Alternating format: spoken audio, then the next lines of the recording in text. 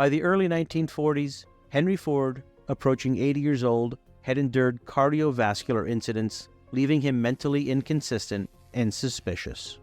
While he should have felt confident in his son Edsel's ability to run the Ford Motor Company, instead, Henry Ford spent more and more time relying on his henchman and head of service department, Harry Bennett, a man who started spending time with Henry daily, even in his home. Henry Ford felt that there was nobody else in this world that he could truly trust to do whatever he said and wanted, and it started to put a strain on Henry and the Ford family. There was even a rumor that Harry and Henry had begun to conspire on how to have Harry Bennett claim control of the Ford company. And all of this took an emotional and physical toll on the Ford family, a story that would play out over Henry Ford's final years. In 1943, Henry's son Edsel Ford tragically died of cancer.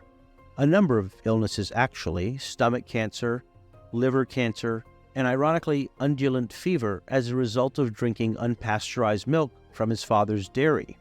Henry Ford was never the same after his son's death, and trusting no one in the company, the frail Henry impulsively decided to resume leadership of Ford Motors.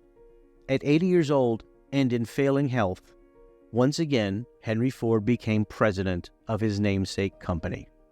Most board directors grimaced at the prospect of the elderly founder retaking the wheel, but for 20 years prior, Henry had always asserted a de facto control, irregardless of official executive title. So the board reluctantly elected Henry out of a long-ingrained habit of kowtowing to his imposing will. The move quickly proved disastrous, however, accelerating the company's decline as Henry's grasp of modern realities faded. Additionally, with World War II plaguing the world, Ford Motors had been enlisted by President FDR to help with wartime efforts. Ford was asked to produce Jeeps, troop carriers, trucks, tanks, and the B-24 Liberator bomber. It was a strained relationship between Henry and President Roosevelt, with FDR at one point considering folding Ford Motors into the government to make things smoother. Ford was hemorrhaging over $10 million monthly in today's terms.